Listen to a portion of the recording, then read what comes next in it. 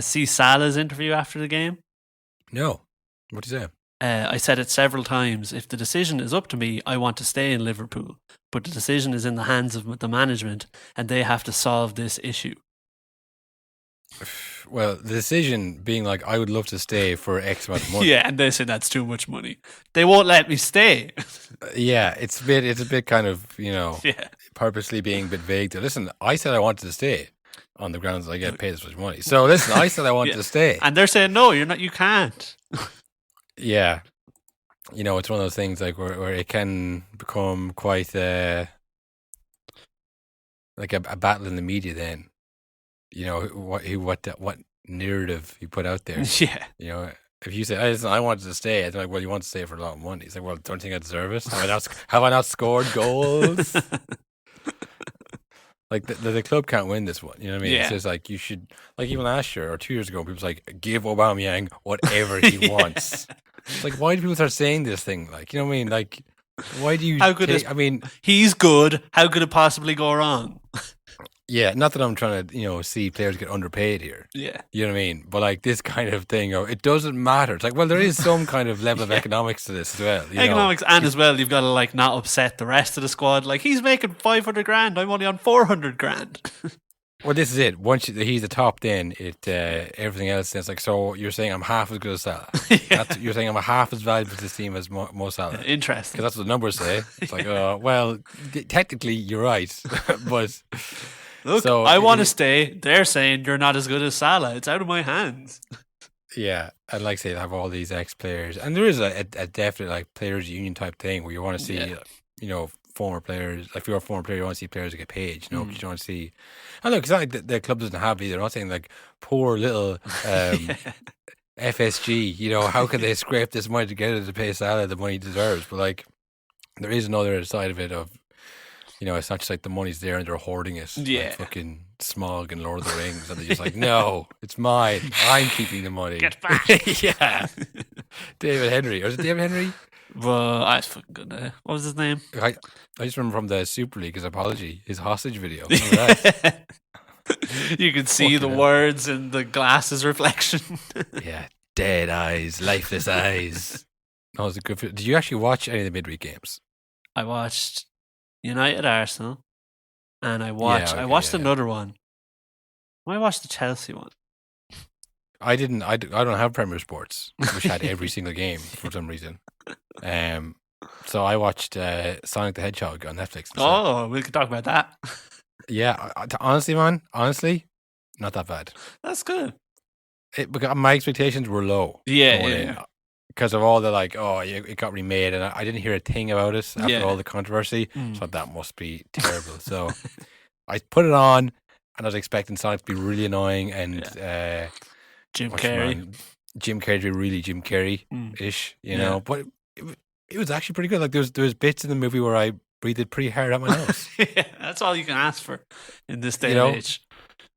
Like honestly, I would say worth the watch. A 7 out of 10. A 7 out of 10 for like what it is, right? For like kind of like listen, it is a kids movie. Yeah, you're not comparing it to The Godfather, like. It's not Shawshank Redemption. No, if Shawshank Redemption's an 8, this isn't a 7. It's different lanes or whatever. Yeah, but like, we should actually know what we're going to do now. Oh yeah, new segment.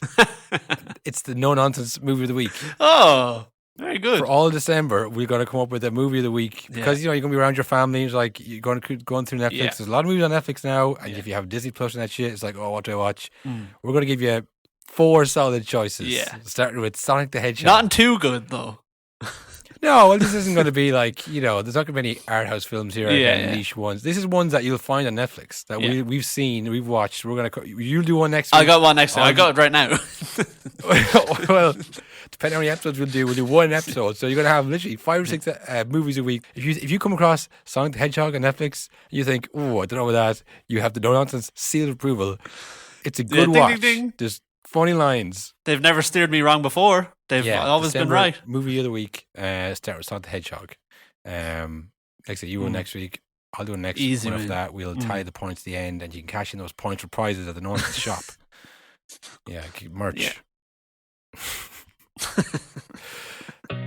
Is this the end of football in the podcast? No, it's just slowly edging towards a movie podcast that no one listens to, rather than a football podcast that no one listens to. No, honestly, that is nonsense. Nonsense. All nonsense. But listen, I've been on that road before. Nonsense. Talking nonsense. Why should we accept somebody talking nonsense? Like, what would you say? Just why are you talking nonsense about us? Why are you talking rubbish? Hello, everyone, and welcome to a No Nonsense podcast with Cahill and Will. We are back to recap the action of the weekend, and I know it seems like the shittest, kind of corniest bit that we do, that we pretend that we don't know there's games on and we missed them. It's genuine. Genuinely. We sat here last week talking about, oh yeah, what's going on in the middle of the week. I googled FA Cup, Carabao Cup, Champions League, the forefronts. There was no midweek games. Why else would there be midweek games? The quadruple challenges. Premier League is of the weekend. It doesn't happen in the middle of the week unless there's a backlog or some kind of adverse weather conditions. It's Christmas Day, maybe.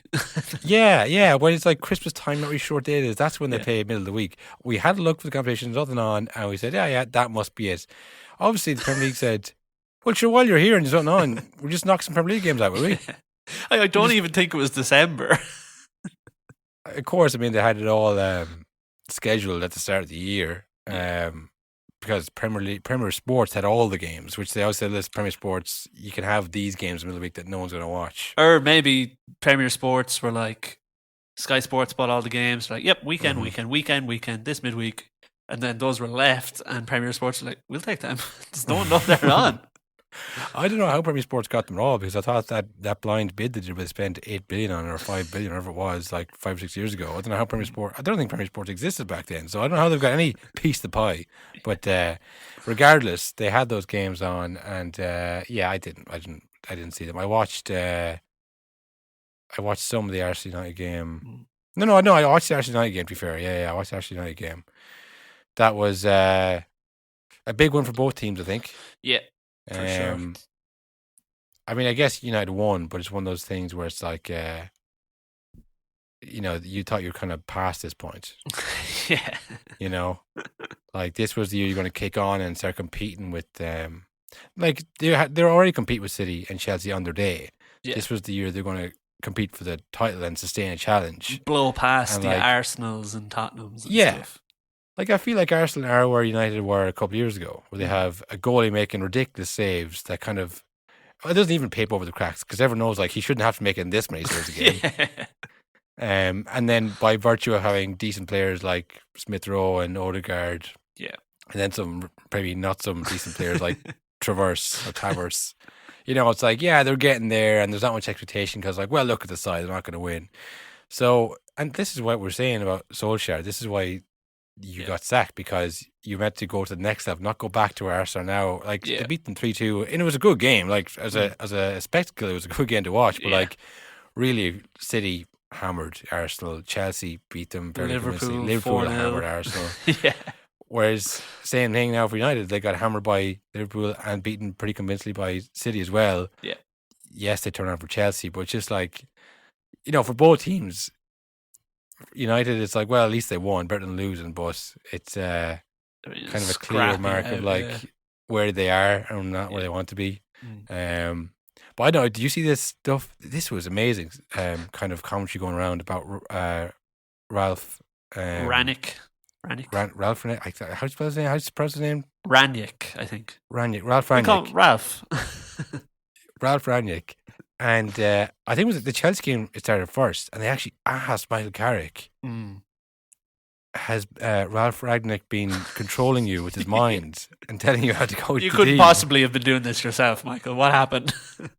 It wasn't long afterwards. Yeah, I'm ending my 15-year association with the club. Fuck this. I learned everything here, and then all of the media are like, you couldn't have learned that. Has he been controlling you? Does he have mind control? And then the same thing against Arsenal. it was like, wow, they're playing like a Ralph Rangnick team. It's like he's not there yet. Like he hasn't taken them for like. Everyone read the same or watched the same 2 YouTube videos on him. Even the media, it seems. And I'll say this about like Man United, they do back the manager. Like the club and the fans, like whoever it is, they were like, wow, like he's already having an effect. He's that good. It's like, well, he's not there yet, so that's impossible. Well, what about if he just like he was willing it to happen? You know, just the players knowing he was coming in. And actually, we were talking about like trying to impress the manager, but they had taken it a step further that he'd already imposing his style of play on the players, not even meeting them. Insane. Insane carry on. But of course, Ronaldo obviously scored the equaliser in that. I mean, I guess the first goal was completely bizarre. Yeah, but it was bizarre, but I didn't really get the controversy. Fred hurt the keeper and then Arsenal scored and the United players ran to the ref like, but sure, he was hurt. You hurt him. Yeah. Like, well, if you were attacking me during a game and I turn around and punch my keeper, that doesn't mean the goal doesn't count. Like, it's his own player.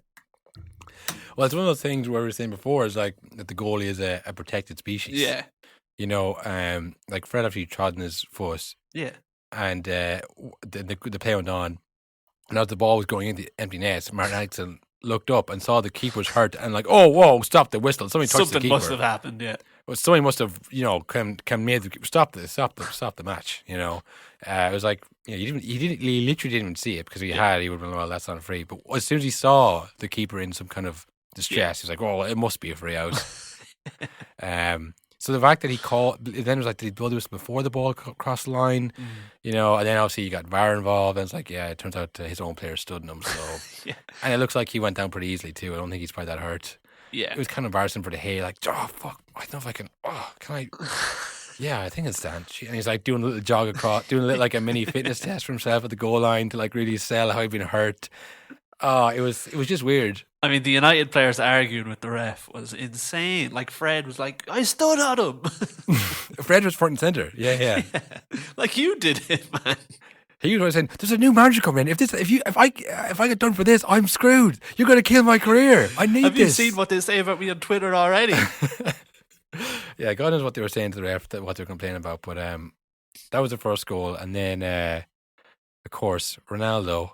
Does he help the team? Does he hamper the team? Who knows? But he scored the goal, 800th goal. That's ridiculous. Insane. That's I mean, it's nice to remember number 797 and 98 were against Ireland. Yeah. I guess you think he scored a couple of that. How many did he score after that for? I don't know, but I mean, he scored lots. This season, it seems like he's just non-stop. Obviously, everyone can remember goals against Ronaldo that they don't like remembering, but like just the ones like 800s, like does that mean the last few goals against us have got him here? That's nice to be reminded of that robbery. But yeah, enough with that. This isn't a bumper international special. No, that's coming in March, folks. Yeah. But yeah, he scored that goal, kind of just swept it in, and then Odegaard scored the exact same goal for Arsenal up to the end of the pitch. Yeah. I just think about United is like, they concede goals that they score themselves, which you don't often see. Because they don't learn. They go, that was amazing. We scored. What happened? I don't know. We were all going this way. Like sometimes the teams will like concede like a sweeping move like that, but they never score one. Yeah. They'd score a set piece, but United will score the exact goal that they'll concede in the same game, and it's just like it makes for entertaining football, to be honest. But yeah, like I say, it was kind of end to end. And then obviously the penalty. I mean, I guess one of the things you say, don't go to the ground like that. There's no need to. It looks bad. Flying in the box, it's probably going to be a penalty. So yeah, he made contact with Fred, and that's all that was needed. Went down. Ronaldo wasn't it? And then there's like Ronaldo, never in doubt. Like he's missed loads of penalties. He's not good at penalties. I'm pretty sure. Never in doubt. He's like, okay, fine. We'll just say that then when he scores. Yeah. But yeah, like I said, that was Carrick's last game. He immediately pretty much resigned after. It was interesting seeing Ranick's first press conference talking about that game. And it's like when Ollie would win like a 3-2 or come back or anything like that, he'd be buzzing. He'd be like, "Oh, it's the United way, the DNA, Fergie time, all the classics." He'd be so happy. Ralph Rangnick immediately was like, "I hated that game. Like we were out of control." Yeah. And that's the criticism was. It's like, that's fine against an Arsenal who are also, vulnerable at the back. Yeah. Like Ben White's had a pretty good run there for Arsenal, and people are like, Ben White's pretty good. It's like, well, we'll see. And that thing for both Arsenal and United, it's like they're going well, but it's like against the top teams, like that kind of play. You can't be doing that. You can't just be like, you have a go, we have a go. Oh, looks like you scored more goals than us. It's like it's not gonna. Yeah, Liverpool are going to score 5, and you're not going to score any. Yeah. See what happens. That weekend. So yeah, I mean, Carrick sees off United with 100% record. Is that right? 100% record. Well, one draw, but undefeated. Yeah. Undefeated. Interesting to see the difference between him leaving the club with his head held high, went out after doing a good job before things turned sour, compared to Ollie crying in an interview on his way out because he just didn't do the same. Yeah, well, I mean, I think we missed as well during the Champions League was Scholes had a go at Carrick for staying. Yeah, he's like, you let the club down as well. You fucking, you're a disgrace as well. Then you got people going saying, did Ralph Rangnick do this or was that you? Yeah, because I know he's out here, but it didn't look like something you could do. Because you were a right hand man to the idiot, so you must be a bigger idiot than the last guy. Yeah, so I think, and apparently he was asked to stay on, but I just think he needs to step away from it. Maybe he can go back again, but save your career before you get dragged down again. Like it's only a matter of time. I wouldn't be surprised if he's like, that management stuff is tough stuff. Like, not for me. Not for everyone. It's definitely not for everyone. And I guess as like a former United player, you're always going to be kind of compared to how you were as a player as well. Yeah. Like there's not many though, like of those Fergie players who have gone on to have a successful managerial I don't think career. Any of them really. Like Brian Robson was kind of all right for a bit there at West Brom and kept them up. Like not really. Well, obviously not as successful as Fergie as part of it as well. If you've paid him for Fergie, it's like, well, he's not Ferguson. It's like, well, of course he's not. And now, like, just the questions that that managers get, like, maybe Carrick would be like, all right, that's not. I'm rich. I'm already so rich. Why would I go back into that? Yeah. But yeah, that was the midweek game that we kind of missed. But that was kind of the only one. There's a few more games. I mean, obviously they all matter towards the table, but that was the big one. Really, that was the big one. The talking point. Also, what happened during the week that we may have talked about, maybe not have talked about when it happened, was the Ballon d'Or. Controversial. Yeah. Big news at it. It was the first event that Tom Holland and Zendaya were a couple at. Oh, that is big news. Yeah. So that was probably the main story of it, I would say. Did they get an in? I didn't know they got an invite to I thought the Ballon d'Or was a closed door affair. I think it's just like a big kind of schmooze fest. All the stars come out. It's like the Oscars for FIFA. Show how rich and everywhere your nicest suit, and it's a lot of bollocks. But like, Messi was the winner. Yeah, at it. Now, if this had been given out at the end of summer, I'd say, you know what, there's an argument for that, 100%. It hasn't been as good at PSG. Yeah. Well, that's the problem with doing it yearly instead of by season, because it's like, well, things go by season usually rather than all year. But then there's, like I said, the Copa America in the summer is probably what would have swung it for me. Yeah. So, do you count that in the season? I don't know. Yeah, like when there's summers that there's nothing on, it's like, do we hold off for the end of summer? You gotta have it. We wait. Just in case somebody, scores puts up some good summer, winter training or fucking hot weather training videos over the summer, I don't know. But yeah, like that's the thing. It was Lewandowski broke the record this year in the Bundesliga, and he was definitely the best player last year, which they called off because France stopped playing. Like that was the only major league. So I mean, it was kind of bollocks. And then he continued on the good form. I don't think Poland got out of the group in the Euros, did they? I don't think so. I think they did actually. I think no, it was Sweden, Poland, Slovakia, and Spain in that group. I think Sweden and Spain. So That didn't help. Yeah, because the manager got sacked, who had just arrived. Yeah. And I think he scored 1 goal for them. And so, and look, yes, he broke the record in Germany, broke Gerd Muller's record, who, obviously a legendary player in his own right. But you do have to consider that it is Bayern Munich and how dominant they are in the Bundesliga. Now, again, it's not as if like Jude Bellingham would have scored that many goals if Lewandowski wasn't there either. I'm not saying he's a bad player, but like you have to take kind of with a pinch of salt, or it's kind of diluted a bit, or whatever you want to say. Dortmund are the second closest team, and just Bayern by all their players. Bayern by all they literally go to Bayern or they go somewhere else. Like, I mean, yearly they sell at least, like Haaland is more than likely to go this summer. Yeah. Sancho last summer. More than likely Jude Bellingham the summer after that. Yeah. And that's the closest team. Yeah. So I get that, but he I think if you saw his record this year, say if you take end of last season, the summer, which didn't do great, do you know how many goals he scored this season for Bayern Munich? 25. Fuck off. Yeah. He scored 25 goals already this season for Bayern Munich. Insane. Yeah. I thought you were going to say like 10, and I still would have been like, that's good. Well, I just want to double check that, because I definitely looked it up. I was like, that's outrageous. And I would say it again. I don't even believe it. Because I'm like, wait, did I do that right? Like, it's an outrageous amount of goals to score in any league. I don't care how. Yeah, I don't care how good you are or like how much down your team is. Like, I'm not saying don't take it into account. But again, this isn't like what's important to remember is that it's not kind of a FIFA high council who votes on this thing, who just like loves sucking off Messi and like, oh, Messi is the brand of FIFA or whatever. It's not that at all. It's what the captain of every country, the manager of every country, journalists, isn't it? Selected journalists. Yeah, well, sorry. Well, when at the time of looking it up, it was 27 goals. You were low.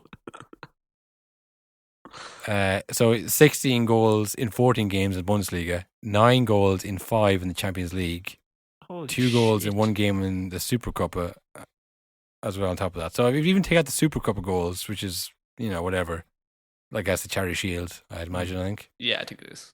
25 goals in 18 games. Holy shit. So like, it's insane he didn't win it. It's like, you can, whatever you can say about Messi. I think Messi scored 5 goals that in the Champions League. I think he got a few assists. He's got some assists to his name. Lewandowski only has the 2 assists, so I guess he has a bet on there. But like, it's just it's weird. I mean, but like, is it the best system, do you think, to have the captains voting? Well, it's such a subjective thing as well. Like, you can't really pick who was the best because different players are probably looking for different stuff in players. Yeah. Well, this is the thing as well. It was like Ronaldo was 6th, Salah was 7th, and it was I think Salah obviously scored another couple of goals there at the weekend or whatever, and the commentator was like, there he is, the 7th best player in the world. It's like, all right, like, let's not be cheeky. But that's what it becomes. Like, it's like Ronaldo versus Messi, who's the best player ever, and we'll judge that by the Ballon d'Or this year. It's like, it's who's had a good. It's a player of the year. It's a glorified player of the year trophy. Yeah. It's not absolute that like, oh, now I guess Salah's the 7th best player in the world. Huh, all right, good one. I just was like a bit weird the way the kind of coverage of it, but yeah, like the new ones are it's best club, best striker of the year award, which seems like it was made to like you can have that. Yeah, it was the young player of the year, but it's the what's it called? It's the name on it. The Copa Trophy, which was the Young Player of the Year award, gave to Pedri, who was pretty good for Barcelona, I think, and pretty good for Spain. But again, it's like, who's the most recognisable young player? Yeah, there's a few different things. Like they gave Simon Kjær like a round of applause. I think he came 18th overall, like for the thing during the Euros. I don't know, because they're trying to move away from the Messi version now. But one player who came 2nd in the Copa, the other most recognisable player under 18, Jude Bellingham. Mm-hmm. Hey Jude, stop being so controversial. Very good. Hmm. That's a little reference to the Beatles documentary that's out at the moment. Have you seen that, good. Will? Topical. I have not. I saw a few clips of it though.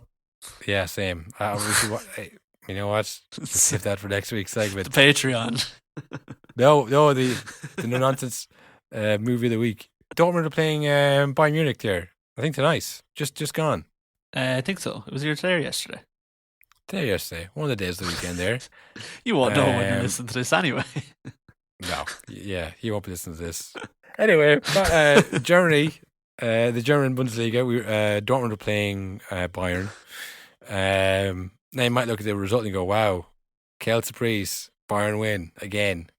But that game was not without controversy. Will there was a handball VAR type decision that went against Dortmund, and well, you know what? Let's just let our boy, Jude Bellingham, let's let him describe the events of what unfolded. Well, for me, it wasn't. He's not even looking at the ball and he's fighting to get it, and it hits him. I don't even think he's looking at the ball, but you can look at a lot of the decisions in the game. You give a referee that's match fixed before the biggest game in Germany.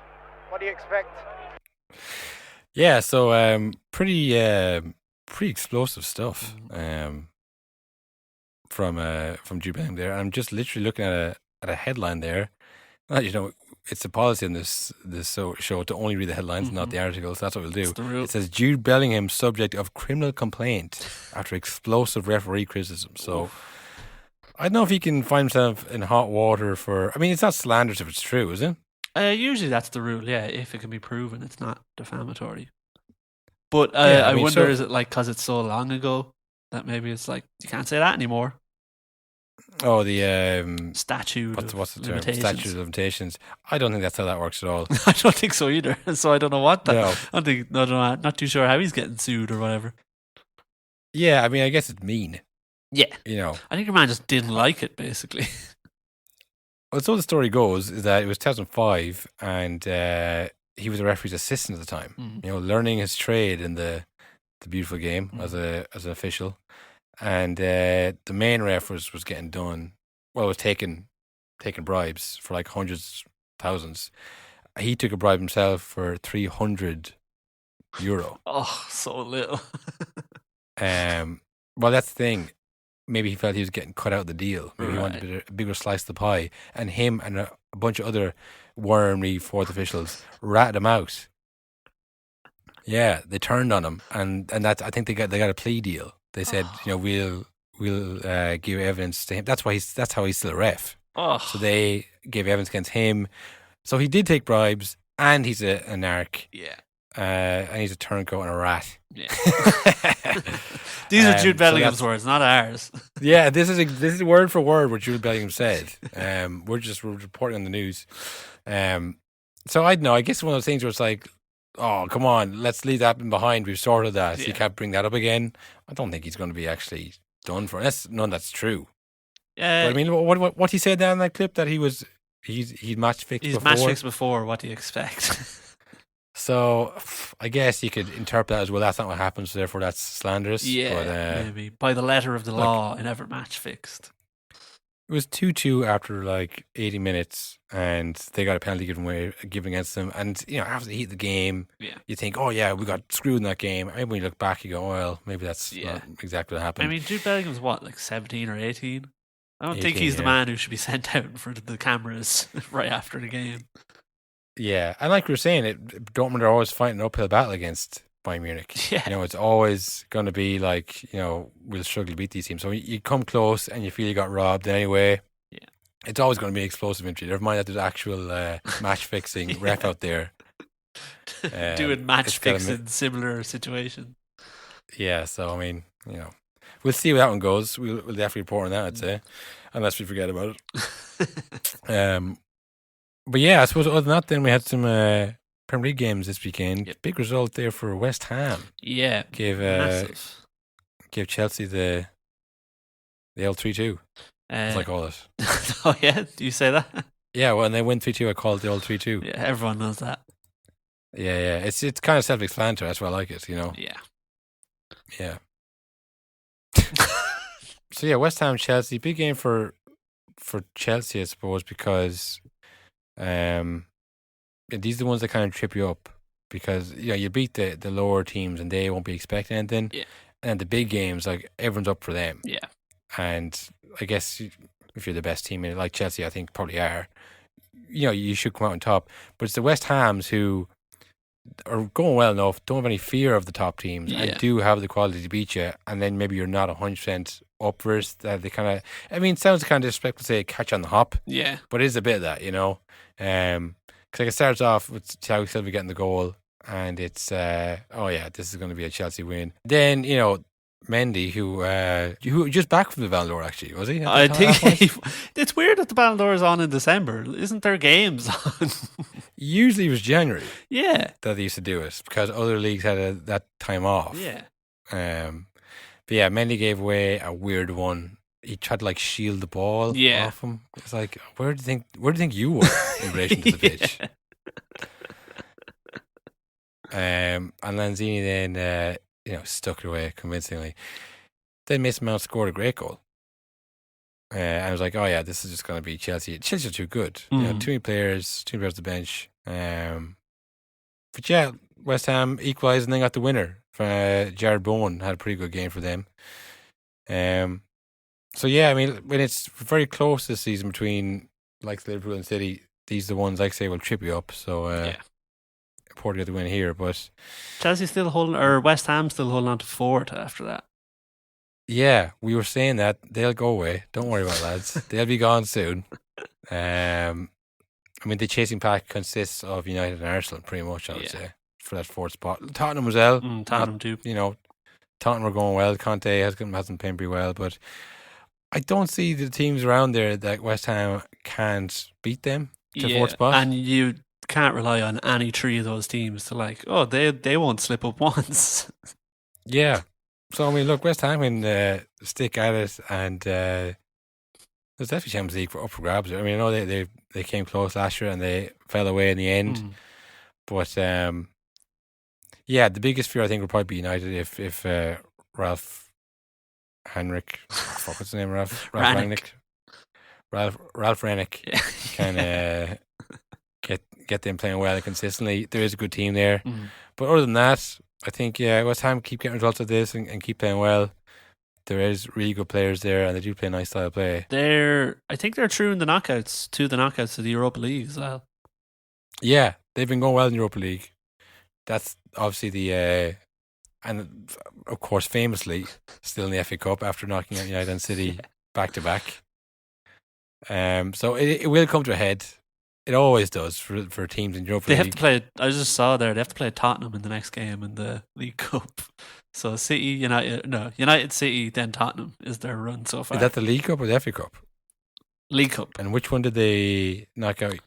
FA Cup hasn't started yet. Oh, so the League Cup then. Sorry, League Cup. I got it wrong. League Cup. That's it's fine now. No one's doubting how good they are. It's just the squad. It's all about squad depth and can they continue it on. I think Chelsea are still top though, even with that loss. Are they? No, City are now top. Chelsea have dropped down to third. It's City, Liverpool, Chelsea, 35, 34 and 33 points. Yeah. So it's tight. City have won the last 5, Liverpool won the last 4 on somewhat of a tear to reel in Chelsea. Yeah. But it does kind of seem... It would be... It'd be shit if City just do it again. Just walk it again. Well, my prediction would be right, so I'd be pretty happy. 2 for 2 for me. Yeah, that's right. I predicted City to win the league twice, and you know what? They fucking well did it. I don't know. City, Chelsea, Liverpool do seem to be breaking away, but you never see 3 break away. It's always 2 and then kind of 1 maybe is there, but it's never 3 people switching all the way to the end. We thought it might be Liverpool. Just because it usually comes down to the squad, and I think the AFCON is happening. It's confirmed. No, I wouldn't go that far, but I think it is happening. Again, if you know, you know. If you've looked up yourself, then you know what I mean. If you want to email us and let us know, we will sift through the now never-ending spam emails we get and find it. If someone did that as a joke, that's not really nice, to be honest. It's not very Christmassy at all. I would be surprised if someone did, because it's so intricate.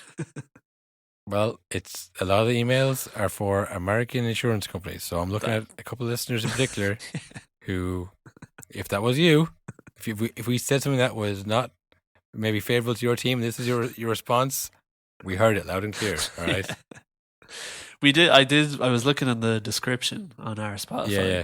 and it says we'll read out every email. Could you imagine reading out every week? And I won another prize here today. Only from real people, not from bots. I mean, I guess that's in the terms and conditions that isn't actually there, but thankfully, I don't think anyone's going to hold us accountable, Will. I think we can probably slip by on that promise. Yeah, where were we? West Ham, Chelsea, third and fourth. But it looks like the top three have revealed themselves and the rest are kind of fighting for the remaining positions there. I mean, I guess we're almost halfway through the season. So. Yeah, isn't the thing like, well, it used to be whoever's top at Christmas kind of wins the league, but now, I mean, Christmas is only like 3 weeks away, and I can't imagine any three of those teams are going to pull away now. I think it's after Christmas, because after you have the busy spell, whatever, I think it was like Arsenal once and Liverpool, maybe Arsenal twice, Liverpool once, if top of Christmas, and then failed to win it. I think with the Liverpool one, obviously, with the Gerrard slip, and I think then the one under Klopp, they were both top after Christmas, and they failed to win it, and Arsenal did it once as well. I think the bookies actually paid out in Arsenal to win, and they didn't win in the end. So if you survive the whole Christmas period and you're still top, usually you go on to win it. But if it's like 34, 30, 35, 34, 33, that close after Christmas, then there's no real telling. But I think it won't stay that way. Someone's going to slip up, be it Chelsea, Liverpool or City, but they're not just all going to win every game for the season. And, it'll be 1 or 2 points between them. So I mean, Liverpool have dropped points over the last few weeks. Like, I think, did they lose to West Ham or drew at West Ham? And then today, it was like a last kick of the game winner from Origi, of course, to win that game. Man again. Yeah. Did you see what Klopp said about him? And then Divock Origi, the legend, came and finished it off for us. I love it. He is, though, to be fair. Like, he keeps up these winners. Like, who does that? It's insane. How could, why would you sell him when he keeps doing this? Yeah, his value goes up every time he does this, because it's like, Jesus, he really is good at coming on and scoring goals. Every goal he scores is like one that will go down in history in Liverpool. It's like, oh, remember that one? Oh, and that one. Yeah. He's going to be like Giroud. Like, when you see his highlights at the end of his career, like, he must be one of the best players ever. It's like, not really, even if this is a starter, actually. But yeah, what are the games we have then? Like, say Liverpool won due to a last minute winner. But that's the kind of game when you look back on a title winning season, it's like, oh yeah, I remember that one. Jeez, that was an important win, even though it was in December. It didn't seem like at the time, but well, speaking of important wins, Newcastle United picked up their first win of the season against Burnley in a 6-pointer. Yeah. And the bottom of the table is now Norwich, Newcastle and Burnley are all level on 10 points. Jesus, man. Norwich might survive. Well, look, I said Newcastle don't have a hope in hell. I mean, the goal they got was a bit controversial. It's one of those goalie things where, usually he gets it and he didn't. He just went, today, that's not a free goalie, sorry. Wilson, who has scored as many goals in the league as Ronaldo this season. That's crazy. He got the goal. They're all level points. Burnley 1 win, Newcastle 1 win. Norwich with 2 wins, is that right? Yeah, it is right. Norwich bottom with 2 wins. Yeah, they just drew, or they lost a lot of games, whereas the other two have been drawn. Yeah, those draws. I think it's something that Tony Pulis said when you're in relegation, draws no good to you. You have to go out and win it. Like, win it or lose it, because like the 1-pointers won't save you in the season. You got to get wins against, especially weaker teams. And like I said, that was one of the truest 6-pointers I've ever seen, Burnley Newcastle, because one of the, if not both those teams is going to go down. Like, that's without a shadow of doubt.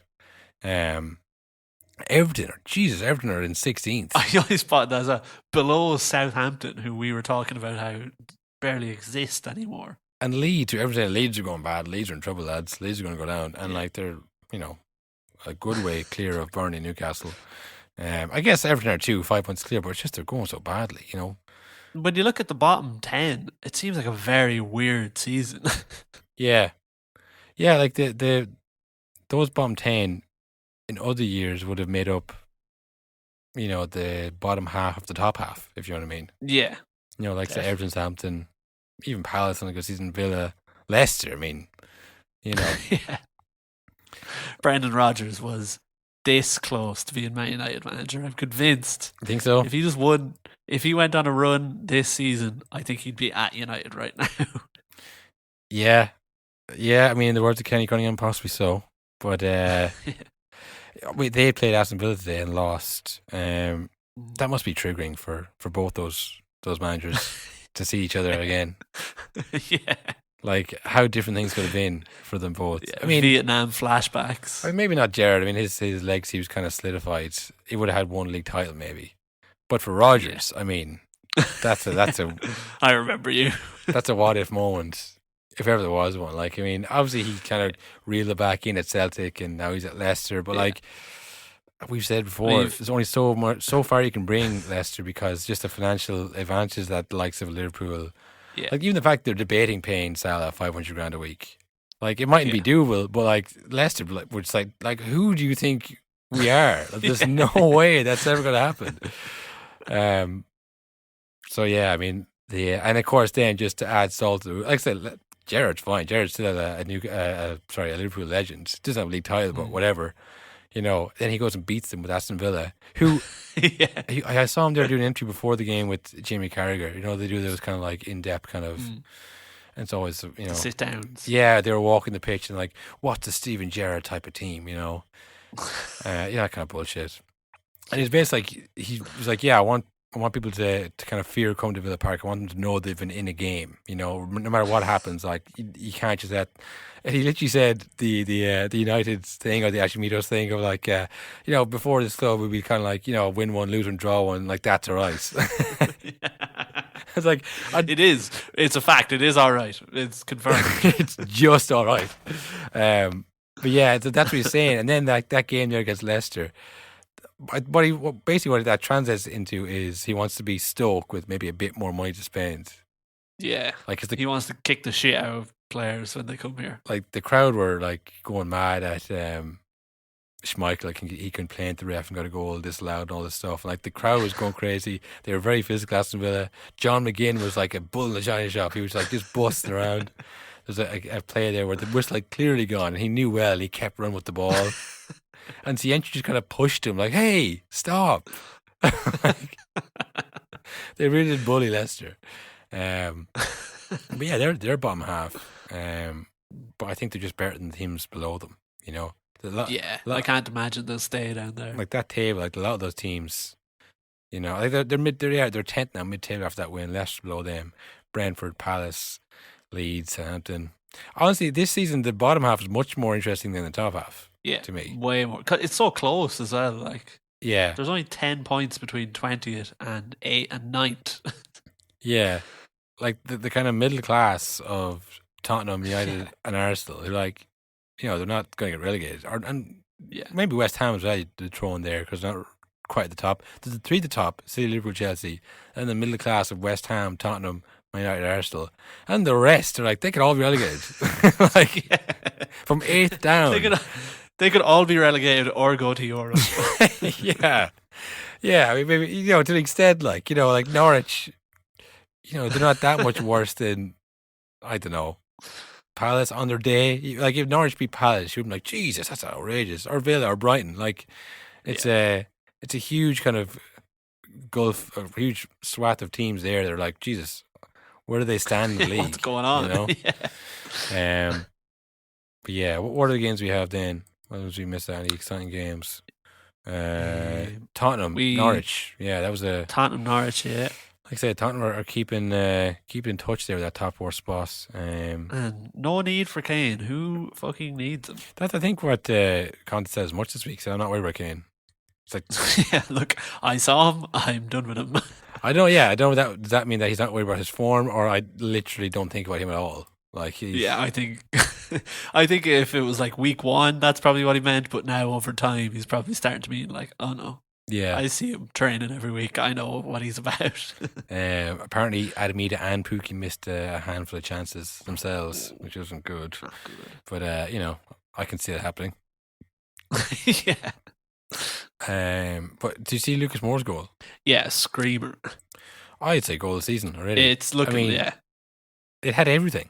It had, he went by 3 or 4 players. He played good, a team goal, between 2 players, and then also smashed it from 40 yards. It was Rifled it. How did he do all 3 things in the one movement? It's always when you see goals like that from players like Lucas Moura, where you're like, Jesus, you have to be very good to be a footballer.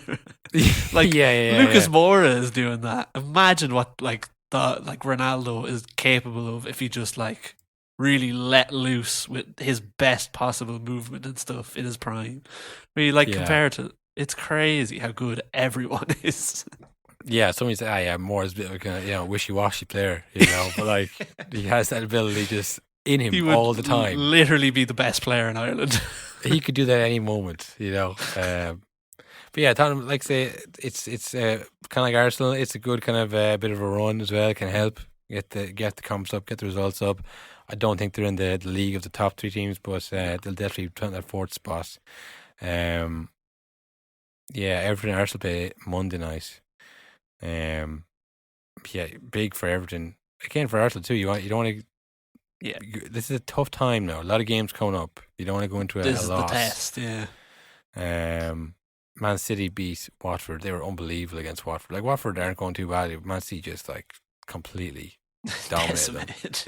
Grealish missed a load of chances as well. It could, it's one of those ones that could have been more, but it really could have been. So yeah, well, let's do a quick check, right? Midweek, do we have any games coming up? Any Premier League games? The next game says Friday, the 10th of December, Brentford Watford. 10th of December, that's in 5 days' time. Yeah. So it's no midweek Premier League games. Midweek games. None. But there definitely is Champions League games. Oh, you're right. There you go. The final group games of Champions League. Will we have a little look and see which ones matter and which ones are... The off-the-dome predictions of the games that are coming up. Everyone's favourite Champions League segment. Yeah, let's have a quick look-see, shall we? Porto, Milan or Atletico can all go through in their group, but Liverpool are on 15 points. Everyone else is on 5, 4 and 4. Nice. That is mental. Ajax also on 15 points. Sporting are true. Yeah, Sporting are true in that. So Dortmund are gone to Europa League. Madrid and Inter are true. Sheriff are gone to Europa. Barcelona and Benfica can still both go through. Yeah, this would be 7. I'd say the first time in my viewing life that I would see Barcelona in the UEFA Cup / Yeah. I mean, maybe that's not true, but it'd be the first time I remember it, which is basically the same thing. It's the same thing. That's all that matters. So first time ever, or the first time I can remember it happening. And Barcelona what's the difference, in the, really? Europa League. But again, you look at their players and you think, well, they are kind of they're not great. Yeah, they're not great, and morale is low. They're young and are like Memphis Depay and Martin Braithwaite. That sounds like Europa League players to me. And as well, you have to think, even the players they did get in, Aguero is now told you're never playing football ever again. You have to stop. So I don't know if I mentioned my Aguero conspiracy. Did I mention that off the pod? It was too hot for the pod at the time. Yeah, I mean this is definitely, and this is true. Everything I'm about to say is true. It's not even a conspiracy theory. It's confirmed. I can't say my sources. As a journalist, I wouldn't be allowed. But if you can cast your mind back to Pep Guardiola's teary goodbye to Sergio Aguero at the end of the year. Very teary. It was as if it was just weird. It was too much because he hadn't played Aguero for ages. And there was they were struggling for strikers. He brought him on towards the end of Champions League finals. Like this is insane. You have that highest scoring player ever for the club, still has the capability to score goals. Going for a record, wasn't it? The last game he needed was in one the more Premier goal. League, but even the Champions League final, they lost to Chelsea. Everyone's like, "Oh, surely it's Aguero time now," and he just wouldn't bring him on. Eventually brought him on for the last few minutes, and then, like you said, the record in the Premier League, I think it was a league they'd already won. The goals to game ratio, I think it was, or something like that. It was something like that. Yeah, he had to score like one goal to top some Man City. But it wasn't that a bullshit record. It was like it was a pretty substantial. No, like it was- kind of, yeah, that's a nice I- record to have. And he brought him on the last like 20 minutes maybe, and he scored 2 goals to win it. I was like, geez, that was close. Like, why didn't you start him? And then he crying saying, Yeah. we can never replace him. We We can never replace him. And it's like, all right, I mean, like, if you really care that much, you know, you'd have played him. Yeah. But now we see that Aguero may have to quit football because of a heart condition that could, like, it's a really dangerous one. It could kill him. And it's like, he definitely knew that. That's why he wasn't playing him. That's why he was so upset that he wasn't only upset that he was leaving, that he, you know, he was upset that his career was going to be over once Barcelona found out that they'd signed, you know, a broken man. And that's why he wasn't playing him. We cannot replace him.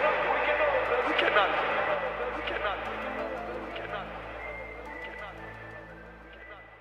You definitely, like, City definitely have the top of the top people in every department because that's how they operate. They just like throw money, get the best people.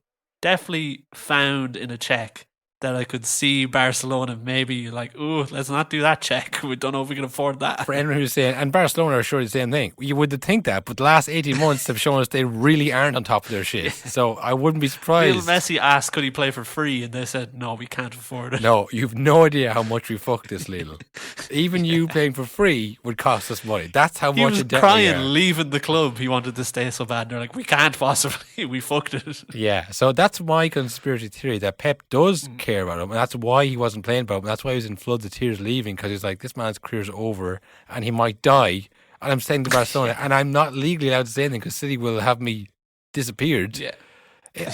Like when you think back on all that stuff now, it's like that must be what happened. Like why? Because it was Aguero's dad and his brother came out and said, yeah, he's full of shit. Aguero himself never came out and said anything. Yeah. You know, like, I don't know, I'd say he knew, I'd say Pep knew, I'd say City knew. The one who didn't know was Barcelona. Yeah. You know. So yeah, look, he might be playing Europa League. He might be playing it all. I think he's been given 3 months to consider his future. But I mean, it's not looking good for Barcelona or Aguero or how much. Like how much money? This is the thing again. Like how much money did they pay Aguero in wages? You know, not knowing that he had a heart condition that he probably wouldn't be able to play again. It's you know, insane stuff. But anyways, Champions League this week. We'll be back for that. What else do we have then? Well, I guess we had the bandwagon wheel. We had the bandwagon wheel, yep. And last week, things were starting to look up, even though we conceded 6 goals. Yeah. We thought, well, we're not playing too bad. It turns out we were right. Things are actually looking up. we're not that bad a team. I mean, No. we won again, folks. 4-1. 4-1. Our boy Coulimaris, how do you pronounce it? Coulimaru? Coulimaris. I don't know where I'm getting the N from there. Coulimaris. Coulimaris with another brace. I mean, he's getting up the table now in terms of top goal scorer. Mm-hmm. You got a stream for the game then, did you? After. Well, I got a stream, but by God, it was like, I think it took like half an hour to get into it first. Yeah. And then it was watch 5 minutes, pop up, close pop up, freeze. Back, freeze, pop up, close. So I like watched the game in segments, 5-second bursts. Yeah. I mean, listen, folks, you want to get on the act? Highlights are on YouTube, I'd say. Yeah. Yes, we got the last time, wasn't it? Yeah, it was. Yeah. We can always double check that, but I'd say there was. But no, look, they're good goals. The goals were good. Nice jersey. The third kid jersey is a nice jersey too. Yeah. Very impressed by all the jerseys we have nice so far. kid. But yeah, 4-1. Where does that leave us now on the Greek table? We are flying up the table. We are now second from bottom. Nice. Yeah. That's much better than bottom. 2 points off the bottom. Yeah, second win of the season. I mean, if things go our way, we could be up to, like, we're only 4 points off ninth. We could be in the other playoff to win the league. Which is top 6. Top 6, I think, is it? So Panathinaikos are in 6th on 17 points. We're away 8 points. We're way off that. 8 points off that. And as I always say, it's not just the points, it's the amount of teams in front you have to fuck up. They can't mathematically do that for you to pass them all in one go. So We're going to need some results to go away, but look, we're 12 games in of, was it 14 teams in it? 26? 26 games. So, I mean, we're getting there. We're trudging along here. I don't know if we have a winter break, do we, in the Greek League? Greece? I wouldn't think so. It'd be warm enough there in the winter, would it? No, I don't think it's just for like winter, but like, I think they just, Got that. those Mediterranean folks like No, siestas. I can confirm there is no winter break. I just looked it up. Oh, well, never mind then. They keep plugging through. So yeah, look, the game. I don't know if the games come thick and fast for them during the Christmas. Maybe they do, maybe they don't. But listen, 4-1 is better than getting beaten 4-1. Yeah, much better. Some good games, some good goals. Some good goals in that game. But yeah, like I say, we're what's it called? We've conceded 25 goals, scored 13. But when we do score goals, they're good goals. Good goals. Good goals. We know what we're at. Very good goals. I mean, we don't have the worst goal difference in the league anymore. No, that's that honour goes to Apollon Smarini, who the team... Are they the team who beat us last week? I think that's the team we just beat, I think. Oh, you think you're right. Yeah. No, they suck. Like, we're not bad. We've been unlucky. They are terrible. They're bad. They're a bad team. Who do we have next coming up? Panathinaikos. The good ones. We're coming for your spot. After that, Olympiakos. This is real test now. Yeah. And then after that, Panathinaikos with the yeah, so Saturday, 11 December, 3:15, folks. Be there. Be there. Yeah. Get yourself a stream, okay? Mm-hmm. And then next Wednesday, then they play a bit of, they're trying to catch us out there in the Greek League. They play Wednesday on the 15th of December. Well, they do take a big break. What are you on about? Where? They play the Saturday. They do. God, they do. Saturday 18th to the 5th of January. What was I looking at? I have no idea what you looked up. What was I looking at? I saw games in January. Maybe not. Yeah, 18th to the 5th. So, you know what? We might take the same break. Who knows?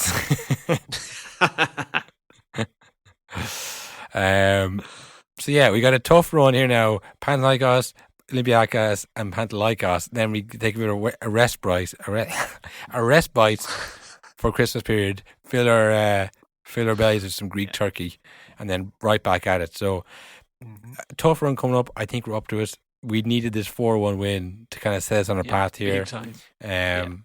We could get right up the table and within touching distance of the playoff spot. So looking forward to the next few weeks with the boys. Much prefer the Greek League than the Premier League. Yeah, absolutely. So yeah, that's about it. Well, was there anything else that we need That's about it. There was one other thing, something that I'm sure anyone on social media saw. Is this week was Spotify Wrapped. Aha, yes. Some people hate it, some people love it. I'm kind of in the middle. I think people who hate it are doing it because it used to be cool to hate it, and now they're still saying it. But like, it's a cool thing. It's a nice thing to get. Yeah, I think it's objectively a cool. Like you do find it's interesting. It's a good idea from a marketing point of view. It's a good idea. People are self-obsessed. Yeah, it's not just me. People Despite are what you may have heard. Yeah, but it is weird because I didn't even think of us as having one. Like us, the podcast having one. I was looking forward to the music one. I was like, yeah, it's gonna be savage. Yeah. I was like, what's this podcast one? Get out of the way. Yeah, we had our own podcast wrapped. So it's for you people who wouldn't. For anyone who does our podcast, let me just break it down for you people. Will, because I didn't actually see it. Well, first of all, it's a bit annoying because Spotify Wrapped, if you have a music one, it goes pretty in depth with the statistics and stuff. All year we've been looking for statistics about Spotify, and there is none. Like literally, it's how many times did people click play, and that's it. That's all the stats you get. Yeah, really. But now we got a detailed list, and there's some interesting little tidbits in it. Yeah. So number one, you released 3,267 minutes worth of content this year. So, how many hours is that? Will we find out? I don't know, man. But like when they put it in minutes like that, it's like it's a lot, It is a lot. And How many hours is that? How many days it of is. podcast is that? it's 54. No, that's not right. 54 hours. Which is 54 2.5 hours. I think so, yeah. Which is about right, I think. Which would be just like 2.5 days worth. And it also said that 3 fans spent their birthday listening to you. Oh, happy birthday, folks. Happy birthday. When I saw that fact, in my mind, I saw, like, imagine someone sitting down, there's a birthday cake lit, candles, Yeah. but nobody's there. There's banners, a very sad, somber person sitting in silence. But then they look at their phone and the notification pops up and they have the saddest birthday of their lives listening to us. Well, that was actually me, Will, because it was during the Euros when we recorded that in Galway, and I was there, and you were there, and we listened back to Who it. Who were the other two, though? Well, whoever the other two were, but one of them was me, and it was pretty sad. We were on our holidays, and we were getting so many downloads during the Euros. Thought we're going to make it big. We have to keep going. Yeah. So it's actually worse than you thought, and it was real. It happened. It was us. It was us. It was me on my birthday in the middle of summer. We are biggest in Ireland, Vietnam, Australia, and the United States. Yeah, big ups, boys. And 13 people listen to us more than any other podcast. Yeah, fair play. Big respect to the Yeah. real fans, the ultras, the 13 ultras out there. Jorginho, David Moyes, all the fans. Timo Werner, Kylian Mbappe. Kylian Mbappe. Well, he has to. That's how he got the job. Mm. It doesn't work anymore, obviously, but, I think he still listens. And the final one is not even the best statistic, but something we could actually use. Most people listen to you between 5 and 11 p.m. We're the working man's podcast. Yeah, we are. We're the part of the people. They People's got pod. commutes. They got commutes they got to come home to. That's when we shine. Yeah, when there's literally no one else around to talk to on public transport. When you've spent your 9 to 5 listening to all your other podcasts and now you have to find something going home. Now you come to the bottom of the playlist, we'll be there. We're there. That's where we are. That's where we thrive. No, honestly, that is nonsense. Nonsense. All nonsense. But listen, I've been on that road before. Nonsense. Talking nonsense. Why should we accept somebody talking nonsense? Like, what would you say? Just why are you talking nonsense about us? Why are you talking rubbish?